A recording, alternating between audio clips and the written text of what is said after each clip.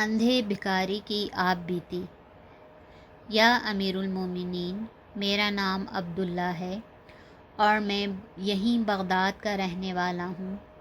باپ کے مرنے کے بعد بری صحبت میں پڑ کر میں نے اپنا کل اثاثہ برباد کر دیا۔ جب تنگی زیادہ ہوئی تو میں نے اپنی بیوی کے مشورے سے 2 اونٹ خرید کر بار برداری کا کام شروع کر دیا۔ خدا نے بھی کرم فرمایا اور مجھے اس میں معقول منافع ہونے لگا، یہاں تک کہ میرے پاس 90 اونٹ ہو گئے اور میں کافی آسودگی سے زندگی بسر کرنے لگا۔ ایک روز میں کسی سوداگر کا مال بغداد سے بصرہ پہنچا کر واپس بغداد آ رہا تھا۔ گرمی کی شدت سے پریشان ہو کر ایک درخت کے نیچے دم لینے کو بیٹھ گیا اور اونٹوں کو بھی رسی سے باندھ کر کھانے پینے کے لیے چھوڑ دیا۔ مجھے بیٹھے ہوئے زیادہ دیر نہیں گزری تھی کہ ایک درویش مرد ادھر سے گزرا اور مجھے بیٹھا ہوا دیکھ کر خود بھی میرے پاس چلا آیا۔ سلام دعا کے بعد ہم باتیں کرنے لگے، پھر کھانا کھایا۔ اسی اثناء میں درویش کہنے لگا کہ یہاں سے قریب ہی اتنا بڑا خزانہ ہے، اگر تم اپنے تمام اونٹوں پر لاد لو پھر بھی اس میں کوئی کمی نہ آئے گی۔ میں نے کہا کہ اگر آپ مجھے خزانے تک لے چلیں تو میں زر و جواہر بھر لوں اور آپ کو 1 اونٹ دے دوں گا۔ درویش نے کہا کہ اگر تم آدھے اونٹ مجھے دے دو تو بے شک وہ خزانہ میں بتا سکتا ہوں۔ میں نے اپنے دل میں خیال کیا کہ اس وقت 80 اونٹ میرے ساتھ ہیں، 40 اونٹوں پر لدا ہوا سیم و زر تیری 7 پشت کو کافی ہوگا۔ یہ سوچ کر میں نے آدھے اونٹ اسے دینے منظور کر لیے۔ درویش نے کہا اپنے اونٹ جمع کر لو اور میرے ساتھ چلو۔ میں نے اپنے اونٹوں کی مہار پکڑی اور درویش کے پاس آ گیا۔ آگے آگے درویش اور اس کے پیچھے اونٹوں کو لیے ہوئے میں چلنے لگا۔ ہم ایک درے کے قریب آئے، یہ بہت تنگ راستہ تھا، اونٹ ایک ایک قطار گزر سکتے تھے۔ اس میں ہمیں کافی وقت لگا۔ درے سے باہر نکل کر ہمیں ایک میدان ملا جو چاروں طرف سے پہاڑوں سے گھرا ہوا تھا۔ یہاں پہنچ کر درویش نے کہا کہ اپنے اونٹوں کو بٹھا دو۔ میں نے اونٹوں کو بٹھا دیا۔ اتنے میں درویش نے چند لکڑیاں جمع کر کے آگ جلائی۔ اب درویش نے کچھ پڑھنا شروع کیا۔ دفعتاً کچھ زلزلے کی سی کیفیت پیدا ہوئی اور زمین پھٹ کر ایک خوبصورت دروازہ نمودار ہو گیا۔ اس کے بعد میں اور درویش اندر آ گئے تو اس میں لاتعداد زر و جواہر، سونے کے انبار جمع تھے۔ میں نے مال اونٹوں پر لادنا شروع کر دیا اور جتنا زیادہ سے زیادہ بوجھ اونٹ اٹھا سکتا تھا میں نے سب اونٹوں پر لاد لیا۔ فقیر نے وہیں ایک ڈبیا اٹھا کر اپنی جیب میں رکھ لی۔ پھر ہم باہر نکل آئے۔ درویش نے کچھ پڑھا اور دروازہ اسی طرح غائب ہو کر زمین ہموار ہو گئی۔ ہم اونٹوں کو لے کر چلے اور درے سے باہر نکل کر شاہراہ پر آ گئے۔ میں نے 40 اونٹ درویش کے حوالے کر دیے اور 40 اونٹ خود لے کر چل دیا۔ چند قدم چل کر میرے دل میں لالچ آیا کہ 40 اونٹ خزانہ سے بھرے ہوئے یہ درویش کیا کرے گا؟ چنانچہ واپس لوٹ کر میں نے اس سے کہا کہ آپ اتنے اونٹ کہاں لیے پھریں گے؟ ان میں کچھ مجھے دے دیجئے۔ درویش نے 10 اونٹ میرے حوالے کر دیے اور باقی 30 اونٹ لے کر چلنے لگا۔ میری طبیعت میں پھر لالچ پیدا ہوا۔ میں نے اس سے کہا کہ آپ درویش ہیں، آپ کو سیم و زر کی کیا ضرورت ہے؟ آپ کچھ اور اونٹ چھوڑ دیجئے۔ اس نے 10 اونٹ پھر مجھے دے دیے۔ الغرض میرا لالچ بڑھتا گیا اور درویش سے میں برابر اونٹ مانگتا گیا، یہاں تک کہ اس نے سب اونٹ میرے حوالے کر دیے اور کوئی حیل و حجت نہیں کی۔ اب جو اس کے پاس صرف ایک چاندی کی ڈبیا رہ گئی، ضرور اس میں کوئی ایسا قیمتی الماس ہوگا جو اس سارے خزانے سے بھی زیادہ قیمتی ہوگا، اس لیے وہ بھی لے لینا چاہیے۔ چنانچہ میں نے درویش سے ڈبیا بھی مانگ لی۔ وہ کہنے لگا کہ بابا، تم نے سارا زر و جواہر لے لیا۔ میں نے انکار نہیں کیا، اب صرف ایک ڈبیا میرے پاس رہ گئی ہے، لیکن حرص کے بس میں ہو کر وہ بھی مجھ سے مانگتے ہو، یہ اچھا نہیں۔ لیکن حضور، مجھ پر تو لالچ کا بھوت سوار تھا۔ میں نے کہا، ڈبیا میں ضرور لوں گا، اگر آپ نہیں دیں گے تو مجھے سختی کرنی پڑے گی۔ درویش نے ڈبیا نکال کر میرے حوالے کی اور کہنے لگا، اس میں ایک سرما ہے، داہنی آنکھ میں لگاؤ گے تو تمام روئے زمین کے خزانے نظر آنے لگیں گے، اور اگر دوسری آنکھ میں لگایا تو اندھے ہو جاؤ گے۔ میں نے کہا، اچھا، تم پہلے میری دائیں آنکھ میں سرما لگا کر دکھاؤ۔ درویش نے ڈبیا کھولی اور ایک سلائی سرمے کی داہنی آنکھ میں لگا دی۔ اس وقت مجھے کل خزانے نظر آنے لگے۔ میری خوشی کا یہ عالم تھا کہ بیان نہیں کیا جا سکتا۔ میرے دل میں خیال پیدا ہوا کہ بائیں آنکھ میں سرما لگانے سے اور بھی عجائبات نظر آتے ہوں گے، اور یہ درویش مجھ سے جھوٹ بولتا ہے۔ میں نے اس سے کہا کہ تم میری بائیں آنکھ میں سرما لگا دو۔ درویش نے کہا کہ تم دیوانے ہوئے ہو جو جان بوجھ کر اندھا ہونا چاہتے ہو، لیکن میں لالچ کے ہاتھوں مجبور تھا۔ اس سے کہنے لگا، تمہیں اس سے کیا، میں جو کہتا ہوں کر دو۔ درویش نے بہت منع کیا، لیکن میں نہ مانا۔ آخر اس نے سلائی بھری اور کہنے لگا کہ دیکھو، مجھ پر کوئی الزام نہیں لگانا۔ میں نے کہا، بالکل نہیں۔ چنانچہ درویش نے وہ سلائی میری آنکھ میں لگا دی اور میں اسی وقت فوراً اندھا ہو گیا۔ جس وقت میری بینائی جاتی رہی، میں دھاڑیں مار مار کر رونے لگا اور درویش کے آگے ہاتھ جوڑے کہ تم یہ سرما اور سارا مال و زر لے لو، لیکن میری آنکھیں اچھی کر دو۔ تھوڑی دیر تک وہ خاموش رہا، اس کے بعد وہ یوں کہنے لگا کہ بابا، تمہاری بینائی واپس لانا میرے اختیار میں نہیں ہے۔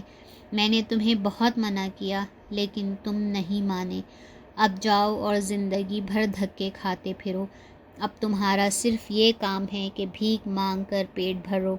اس کے بعد اس نے ڈبیا میرے ہاتھ سے لی اور اونٹوں کی مہار تھام کر چل دیا۔ میں پہاڑوں میں دھکے کھاتا رہا، خدا جانے کس طرح کسی راہ گزر پر آ گیا۔ وہاں سے کوئی قلندر گزر رہا تھا، وہ مجھے اپنے ساتھ بغداد لے آیا۔ اس روز سے میں بھیک مانگتا پھرتا ہوں۔ اگر کوئی مجھے خدا کے نام پر کچھ دیتا ہے تو اس سے کہتا ہوں کہ میرے ایک تھپڑ بھی مار دے، اور اسی طرح میں اپنے آپ کو لالچ کی سزا دیتا ہوں، جس کے نتیجے میں اس حال کو پہنچا۔ خلیفہ نے اس کا قصہ سن کر کہا، بے شک تیری داستان عجیب ہے، خیر، آئندہ تم بھیک نہ مانگنا، بیت المال سے تم کو اتنا مل جایا کرے گا کہ تمہاری گزر ہو جائے۔ بابا عبداللہ خلیفہ کا شکریہ ادا کر کے ادب سے ایک طرف کھڑا ہو گیا۔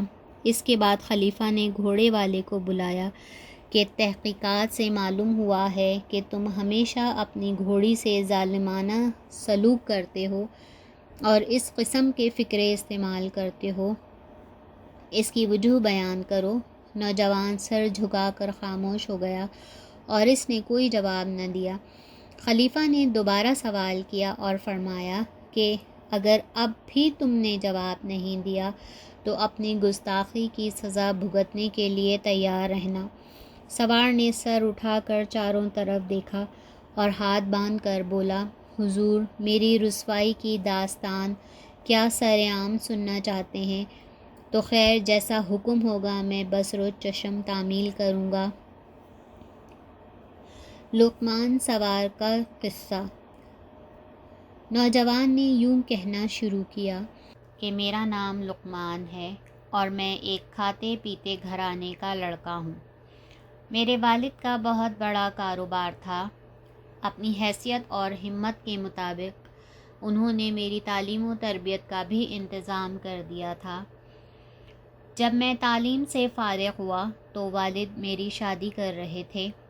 وبائی بیماری میں میری والدہ اور والد انتقال فرما گئے اور میں گھر میں تنہا رہ گیا۔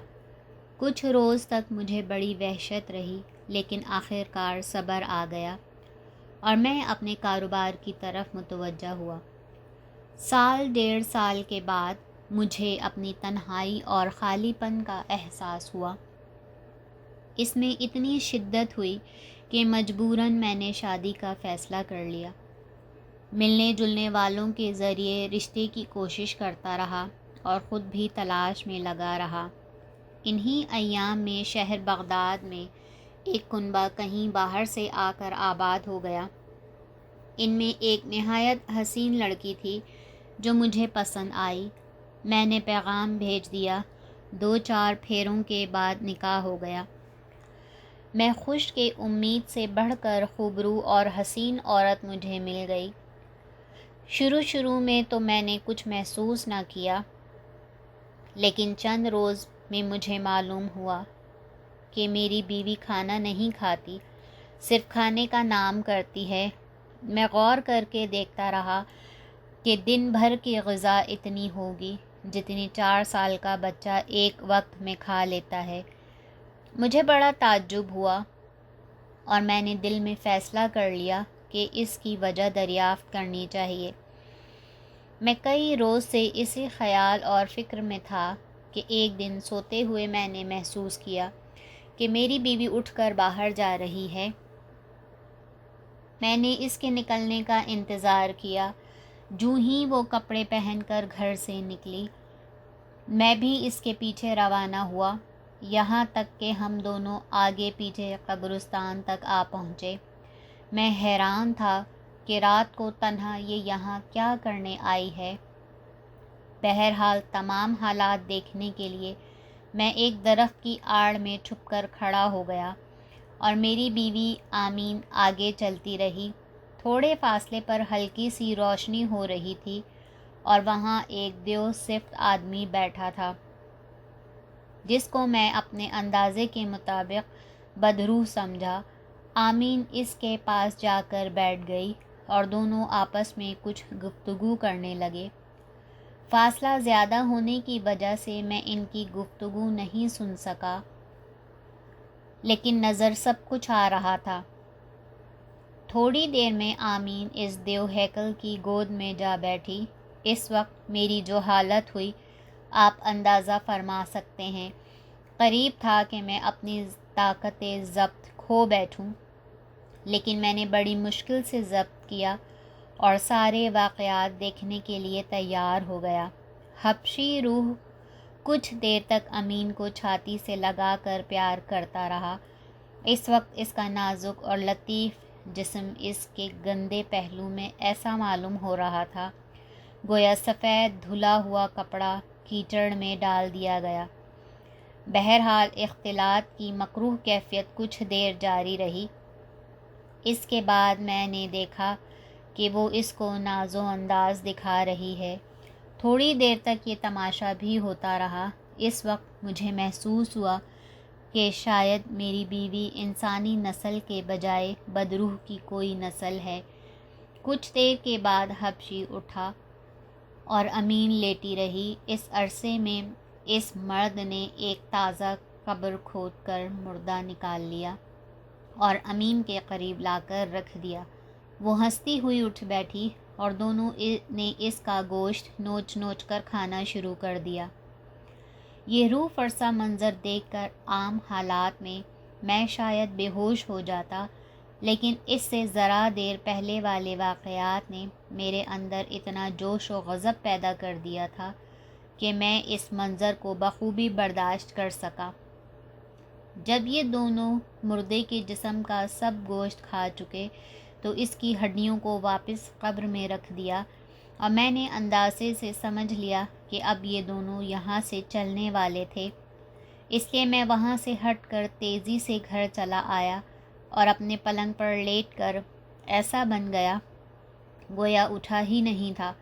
تھوڑی دیر بعد میری بیوی پلنگ پر واپس آ گئی اور غالباً اظہار محبت کے لیے میرے پاس ہی لیٹ گئی۔ اس وقت مجھے اتنی کراہیت کا احساس ہوا، جی چاہتا تھا کہ اس کو دھکا دے دوں، لیکن میں نے معاملہ کو صبح پر ملتوی کر دیا کہ اچھی طرح غور کر کے فیصلہ کروں گا اور پھر اس کے بعد فیصلہ کروں گا۔ صبح کو غسل کیا اور اپنی دکان پر چلا آیا اور برابر اس مسئلے کے متعلق سوچتا رہا کہ مجھے کیا کرنا چاہیے۔ اگر خاموش ہوتا ہوں تو اپنی بے عزتی کا احساس پیدا ہوتا ہے، اور اگر قتل کرتا ہوں تو گرفتاری اور قصاص کا خوف ہوتا ہے۔ اسی الجھن میں دوپہر ہو گئی اور میں گھر واپس چلا آیا۔ مجھے دیکھ کر اس نے دسترخوان بچھایا اور کھانے چن دیے۔ جب میں کھانے کے لیے بیٹھا تو معمول کے مطابق بطور نمائش وہ بھی شریک ہو گئی، لیکن کھانے کا یہ انداز کہ ایک ایک دانہ منہ میں ڈالتی تھی۔ اصل حالات آنکھوں سے دیکھ چکنے کے بعد آج مجھے ان حرکات پر غصہ آیا اور میں نے اس سے کہہ ہی دیا کہ جان من، اگر تمہیں یہ چیزیں ناپسند ہیں تو اپنی مرضی کا کھانا پکایا کرو، آخر مردے کے گوشت سے اچھی چیز تو ہوتی ہوگی۔ یہ سنتے ہی وہ سمجھ گئی کہ میں راز سے واقف ہو گیا ہوں۔ اس نے دسترخوان پر رکھا ہوا پانی کا برتن اٹھایا اور یہ کہہ کر پانی مجھ پر پھینک دیا کہ کمبخت کتا بن جا۔ اسی وقت میری ہیبت تبدیل ہو گئی اور میں کتے کی شکل میں تبدیل ہو گیا۔ پھر اس نے ایک لکڑی اٹھائی اور مجھے اتنا مارا کہ جا بجا خون بہنے لگا۔ بمشکل تمام میں گھر سے نکل کر بھاگا تو محلے کے کتوں نے اجنبی سمجھ کر میرا پیچھا کیا۔ وہاں بھی نہ ٹھہر سکا، مجبوراً ایک قصاب کی دکان میں گھس کر اس کی چوکی کے نیچے بیٹھ گیا۔ قصاب نے رحم کھا کر کتوں کو بھگایا۔ میں دیر تک وہیں پڑا اپنی حالت کے متعلق غور کرتا رہا اور ہر طرف مایوسی کا تاریک سایہ چھایا ہوا تھا۔ بہت دیر کے بعد میں وہاں سے نکلا تو قصاب نے ایک گوشت کا ٹکڑا میرے آگے ڈال دیا۔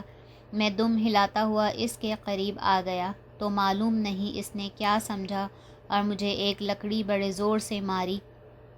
میں وہاں سے بھاگا اور ایک نان بائی کی دکان میں پناہ لی۔ شام تک جب میں وہیں پڑا رہا تو اس نے روٹی کا ٹکڑا میرے آگے ڈال دیا، جسے میں نے کھا لیا اور پھر وہیں بیٹھ گیا۔ اسی طرح کئی روز گزر گئے اور نان بائی یا دوسرے لوگ کچھ بچا کچا میرے آگے ڈال دیتے اور میں اس کو کھا کر پانی پی لیتا۔ ایک روز عورت ایک روٹی لینے آئی اور جو درہم اس نے نان بائی کو دیے اس میں ایک کھوٹا تھا۔ جب عورت جانے لگی تو میں نے اس کا دامن پکڑ لیا۔ اس نے ہر چند شور مچایا لیکن میں نے نہیں چھوڑا۔ نان بائی خود اٹھا اور مجھے الگ کیا۔ میں نے آگے بڑھ کر کھوٹے درہم پر پیر رکھ دیا اور اشارے سے نان بائی کو دکھایا۔ اب نان بائی نے غور کیا تو اسے معلوم ہوا کہ واقعی درہم کھوٹا ہے۔ اس نے وہ درہم تو عورت کو واپس کر دیا کہ اس کو بدلو، لیکن وہ میری سمجھ کو دیکھ کر حیران رہ گیا۔ اس نے بہت سے آدمیوں سے اس کا ذکر کیا اور ان کو یقین نہ آیا۔ چنانچہ بطور امتحان میرے سامنے کھرے اور کھوٹے درہم ملا کر ڈالے گئے۔ اب تو میری ہر جگہ شہرت ہو گئی کہ فلاں نان بائی کے پاس ایک کتا ہے جو کھوٹے کھرے درہم پہچان لیتا ہے۔ لوگ خواہ مخواہ مجھے دیکھنے آتے اور امتحان لیتے۔ اس طرح نان بائی کی بکری بڑھ گئی اور نان بائی میری بڑی خاطر کرنے لگا۔ ایک روز ایک عمر رسیدہ عورت روٹی لینے آئی اور اس نے چند خراب درہم ملا کر نان بائی کو دیے۔ اس نے پرکھنے کو میرے آگے ڈال دیے۔ میں نے کھوٹے سکے الگ کر دیے۔ عورت نے نان بائی کو تو اچھے درہم دے دیے، لیکن جب چلنے لگی تو مجھے اشارے